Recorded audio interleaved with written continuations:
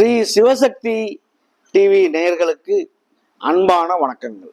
உங்கள் பாரம்பரிய அருள்வாக்கு ஜோதிடர் பாலசுப்ரமணியம் அடியனின் அன்பு வணக்கங்கள். என்றும் குருவழியில் குருவை நேசிப்போம், குருவை போற்றுவோம். இப்ப நம்ம எதை பத்தி பார்க்க போறோம் அப்படின்னா, குரு வக்ர பயிற்சி. இந்த குரு பகவான் வக்ரம் பெறக்கூடிய ஒரு காலம் எப்படி இருக்கும் இந்த 12 ராசிக்கும் அப்படிங்கிற ஒரு விஷயத்த நம்ம விரிவா பார்ப்போம். அதுக்கு முன்னாடி பாத்தீங்க அப்படின்னா, எப்போ வக்ரம் ஆகிறாரு அப்படிங்கிறத பார்த்துருவோம். 9/10/2024, அதாவது புரட்டாசி மாதம் 23ஆம் தேதி புதன்கிழமை 12:25 பகலையில பாத்தீங்க அப்படின்னா வக்ரம் பெறுறாரு. அவர் வக்ர நிவர்த்தி ஆகக்கூடிய காலம் அப்படிங்கிறது பாத்தீங்க அப்படின்னா தை மாசம் 22ஆம் தேதி, அதாவது 4/2/2025 கிட்டத்தட்ட 116 நாட்கள் அவர் வக்ரகதியில இருக்கார். அவர் வக்ரகதி அடையக்கூடிய காலம் பாத்தீங்க அப்படின்னா, இந்த கோச்சார பிரகாரம் கிட்டத்தட்ட ஒரு 25% தான் கோச்சாரமே வேலை செய்யும். அப்ப இதை பொறுத்தளவுக்கு யாருக்கு நல்லது நடக்கும், யாருக்கு கெட்டது நடக்கும் இந்த 12 ராசிகள் அப்படின்னு பாத்தீங்கன்னா, குரு தசையோ, குரு புத்தியோ, குரு அந்தரமோ, சூட்சுமமோ இப்படி நடக்கக்கூடிய உள்ளவர்களுக்கு அது வக்ரம் பெறும்போது ஒரு சில பாதிப்புகள் உண்டாகும். இல்லைன்னா பாதிப்புக்கு வேலையே இல்லை. இதை பொறுத்தளவுக்கு பாத்தீங்க அப்படின்னா, இந்த கிரகங்களுடைய அடிப்படையில தனுசு லக்கணத்துல வக்ரம் பெறாரு. ராகு, சனி பகவான் கும்பராசியில வக்ரம் பெற்று இருக்காரு.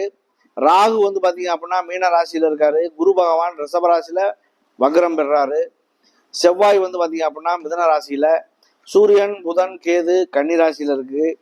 சுக்கிரன் ஆட்சி பலம் பெற்று துலாம் ராசியில இருக்கு. இந்த 12 ராசிகளுக்கும் ஒவ்வொரு ராசியா தனித்தனியா என்ன பலன் அப்படிங்கிறத நம்ம விரிவா பார்க்க போறோம். அன்பார்ந்த கன்னிராசி அன்பர்களே, கன்னிராசி அப்படின்னாலே ஒரு தனித்தன்மை உண்டு. கன்னிராசி உங்களுடைய ராசிநாதன் புதன் பகவான். இந்த புதன் பகவானுடைய தன்மை என்ன அப்படின்னா, ஏத்தாருக்கு ஏத்தபடி. நல்ல கிரகம் சுப கிரகத்தோட சேர்ந்தா அது சுபமான வேலையை செய்வார், அசுப கிரகத்தோட சேர்ந்தா அசுபமான வேலையை செய்வார். இவர் அதனாலதான் ஏத்தாருக்கு ஏத்தபடின்னு சொல்றது. இந்த கன்னிராசியை பொறுத்தவரை பாத்தீங்க அப்படின்னா, உங்களுக்கு 4க்கும் 7க்கும் உள்ள அதிபதி குரு பகவான். அவர் 9ஆம் இடமான பாக்கியஸ்தானத்துல வக்ரம் பெறார். அவர் வக்ரம் பெறக்கூடிய காலங்கள் கிட்டத்தட்ட 116 நாட்கள். இந்த 116 நாட்கள் வக்ரம் பெற்று உங்களுடைய ராசியை 5ஆம் பார்வையா பார்க்கிறார். இந்த குருவாகப்பட்டவர் பாத்தீங்க அப்படின்னா முற்றிலும் சுப கிரகம். இந்த சுப கிரகமாகப்பட்டது இருக்கக்கூடிய கோள்கள்லேயே மிக பெரிய கோளானது வியாழன், குரு. இந்த குருவாகப்பட்டவர் தேவர்களுக்கு குரு, தேவகுரு, முற்றிலும் சுபரு. புத்திரம் மற்றும் தனக்காரகன், புத்திரக்காரகன் மற்றும் தனக்காரகன் குரு பகவான். இந்த குருவினுடைய அமைவை பொறுத்தே ஒருவருடைய நிலை என்ன அப்படிங்கிறத நிர்ணயிக்க நம்மளால முடியும். இந்த குருவாகப்பட்டவர் பாத்தீங்க அப்படின்னா இனிமையான பண்புகள். சொந்தக்காரர் யாரு அப்படின்னா, நல்ல ஒரு பண்பா பாசமா நேசமா ஒருத்தர்கிட்ட பேசுறோம் அப்படின்னா அந்த பேச்சுக்கு சொந்தக்காரர் யாரு அப்படிங்கிறத பாத்தீங்க அப்படின்னா குருவாகப்பட்டவர். ஒருத்தரை அனுசரிச்சு போகக்கூடிய ஒரு தன்மை, நல்ல ஒரு ஞானம், அறிவு, சாஸ்திர சம்பிரதாயங்கள், இதற்கெல்லாம் காரகர் யாரு அப்படிங்கிறத நீங்க பாத்தீங்க அப்படின்னா அவரு குருவாகப்பட்டவர் தான். இந்த குருவாகப்பட்டவர் ஒரு தோஷம் இருக்கு அப்படின்னா அந்த தோஷமான இடத்தை கூட குருவானவருடைய பார்வை படும் பொழுது அந்த தோஷத்தை கூட அதை நல்லதா மாத்துறதுக்கான ஒரு வாய்ப்பு, தோஷம் கூட பறந்து ஓடிடும், அதை மாத்துறதுக்கான வாய்ப்பு குரு பகவானுக்கு உண்டு. அதனாலதான் குரு பார்த்தால் கோடி நன்மை சொல்றோம்ல. அப்ப குருவாகப்பட்டவர் ஒரு தனி மனித ஜாதகத்தில், இப்ப லக்னம் ராசி, லக்னத்துல குரு இருக்கு, அவர் எந்த காரணத்தை கொண்டு பாத்தீங்க அப்படின்னா அவருக்காக ஒரு சுயநலம்ங்கிற ஒரு விஷயத்த எதிர் பண்ண மாட்டார். பிறருக்காக உழைப்பு, பிறருக்கான ஒரு தன்மை, நல்ல பேர் வாங்குறது, கெட்ட பேர் எந்த இடத்துலயும் வாங்கக்கூடாதுங்கிற ஒரு நோக்கத்துல இருக்கிறது, அப்படிப்பட்ட ஒரு தன்மையை வளர்த்துக்கக்கூடிய ஒரு நபரா இருப்பாரு லக்னத்துல குரு உள்ளவர்.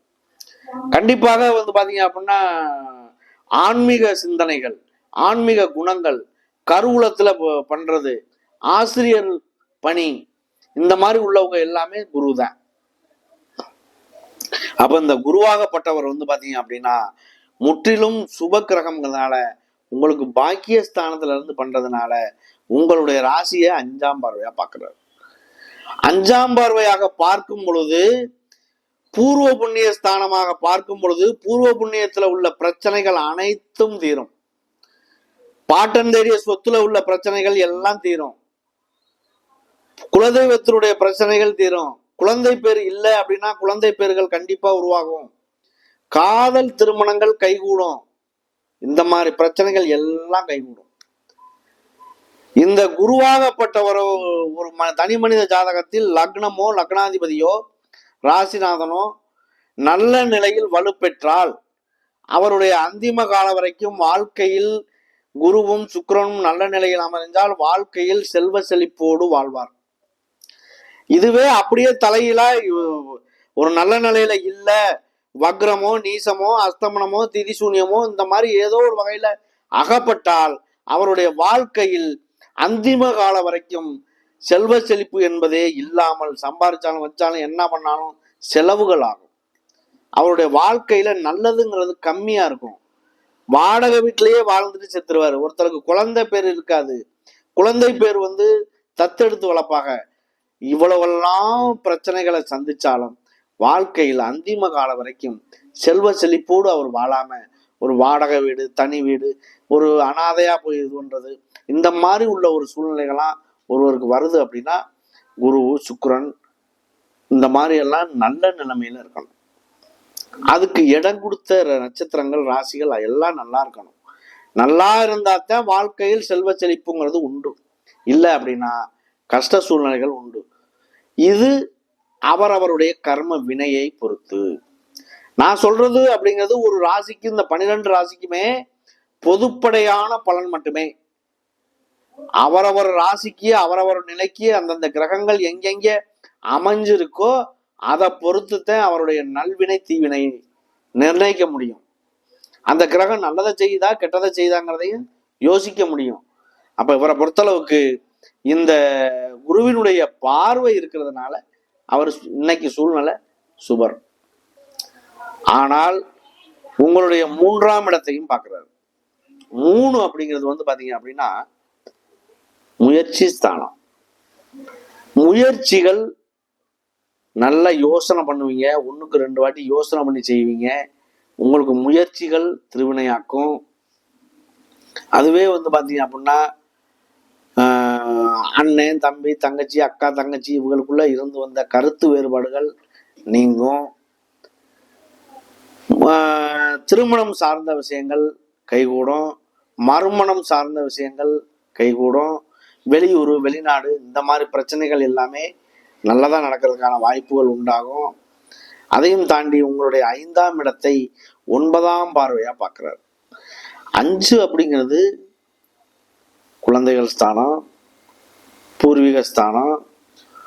அது இல்லாம வந்து பாத்தீங்க அப்படின்னா 9ஆம் பார்வை என்பது அப்பாவினுடைய சொத்து சம்பந்தமான பிரச்சனைகள், அப்பாவினுடைய உடல்நிலைகள், இது எல்லாமே அதுதான். அப்ப அப்பாவினுடைய உடல்நிலைகள் சரி பண்றது, பண சம்பந்தமான விஷயம், சொத்து பிரிச்சுக்கிறது, இது எல்லாமே சுமூகமா மாறும். நீங்க வெளியில குடுக்கல் வாங்கல் வச்சிருக்கக்கூடிய பண வரவு செலவுகள், இந்த மாதிரி ஒரு விஷயங்கள் எல்லாமே சுமூகமா மாறுறதுக்கான ஒரு வழி வாய்ப்புகள் உண்டாகும். ஒரு குருவாகப்பட்டவர் நல்ல நிலையில இருந்தா இந்த மாதிரி நல்ல நிலைகள் அமையும். இதே அசுபமான நிலையில இருந்து அவர் பார்க்கிறாரு அப்படின்னா அங்கேயும் அவருடைய வேலை வளர்க்கறது தான். அப்ப அசுபமான விஷயங்கள்லாம் கல்லீரல் சம்பந்தமா, வயிறு சம்பந்தமா, ஒரு அதிகமான கொடூரமான நோய்னா கேன்சர் சம்பந்தமா, இந்த மாதிரி பிரச்சனைகளையும் வளர்க்கக்கூடியது யாரு? குருவாகப்பட்டவர் தான். அப்ப குருவானவர் வந்து சாதகமான சூழ்நிலையில இருக்கிறதும் சாதகமற்ற சூழ்நிலையில இருக்கிறதும் நமக்கு என்ன பலனை தரும் அப்படிங்கிறதுக்கான வந்து சாட்சியே இதுதான். அப்போ ஒரு விஷயத்தை பொறுத்தளவுக்கு நல்லது கெட்டது எல்லாமே ஒரு நல்ல குருவாகப்பட்டவர் அமைவை பொறுத்துத்தான். இதுல வந்து பாத்தீங்க அப்படின்னா உத்திரம், ஹஸ்தம், சித்திரை 3 நட்சத்திரங்கள். உத்திரம் என்பது சூரியனுடைய நட்சத்திரம். சூரியனை மையமா வச்சுதான் எல்லா கோள்களுமே இயங்குது. ஒவ்வொரு கோள்களும் ஒவ்வொரு வகையான கதிர்வீச்சுகளை நமக்கு கொடுக்குது.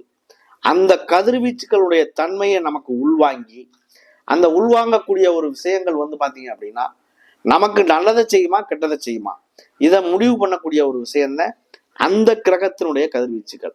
அப்ப அந்த கிரகம் வந்து நமக்கு வந்து பாக்கியஸ்தானத்துல இருக்கா, 1ல இருக்கா, 2ல இருக்கா, 5ல இருக்கா, நமக்கு அது நல்லதை செய்யுமா, அது அவரவருடைய விதி ஜாதகத்தை பார்த்து தெரிஞ்சுக்க முடியும். அப்ப இதை பொறுத்தளவுக்கு இந்த உத்திர நட்சத்திரத்துக்கு குருவினுடைய பார்வை இருக்கு, அது சுபமா மாறுறதுக்கான வாய்ப்பு உண்டு. அடுத்து ஹஸ்தம். ஹஸ்த நட்சத்திரம் வந்து பாத்தீங்க அப்படின்னா சந்திரனுடைய நட்சத்திரம். இந்த ஹஸ்த நட்சத்திரக்காரர்கள் வந்து பாத்தீங்க அப்படின்னா ஓரளவுக்கு வலிமையானவர்களா இருப்பாங்க. ஒரு சிலர் ஒரு தோல்வியை சந்திக்கிறாங்க அப்படின்னா அது அவங்களுக்கு ஏதோ ஒரு வகையில பலவீனம் இருக்கு, கிரகங்களுடைய அடிப்படையில பலவீனமா இருக்கு, அதை பார்க்கணும். மொத்தத்துல எந்த ராசியா இருந்தாலுமே நம்ம சொல்லக்கூடியது பொதுப்படையான பலன். அந்த பலனை பொறுத்து நல்லது கெட்டது மாறும். உங்களுடைய ஜாதகத்தை நீங்க பார்த்து அதன் மூலியமா தெரிஞ்சுக்கும் போது உங்களுடைய வாழ்க்கையில நல்லது கெட்டதை நீங்க முடிவு பண்ண முடியும். இந்த ஹஸ்த நட்சத்திரக்காரர்களுக்குமே இந்த குரு பார்வை இருக்கிறதுனால கோடி புண்ணியம் உண்டாகும். சித்திரை நட்சத்திரம். அடுத்து சித்திரை நட்சத்திரம் வந்து பாத்தீங்க அப்படின்னா செவ்வாயுடைய நட்சத்திரம். இந்த செவ்வாய் பகவான் உங்களுக்காக 10ஆம் இடமான தொழில் ஸ்தானத்துல இருக்காரு. இந்த செவ்வாய் வந்து பாத்தீங்க அப்படின்னா உங்களை 4ஆம் பார்வையாகவும் பார்க்கிறாரு. இந்த செவ்வாய் ஆகப்பட்டவர் வந்து பாத்தீங்க அப்படின்னா ஒரு வீர தீர செயல்களை செய்யக்கூடிய கிரகம் அப்படின்னா செவ்வாய் வந்து அனுகூலமா இருக்கணும். ஒரு விளையாட்டு பயிற்சியில முன்னணி, குத்துச்சண்டை வீரன், எல்லாமே பலமா இருந்தா என்ன பலன், பலவீனமா இருந்தா என்ன பலன், ஒவ்வொரு கிரகத்தையும் பத்தி நம்ம சொல்லியிருக்கோம்.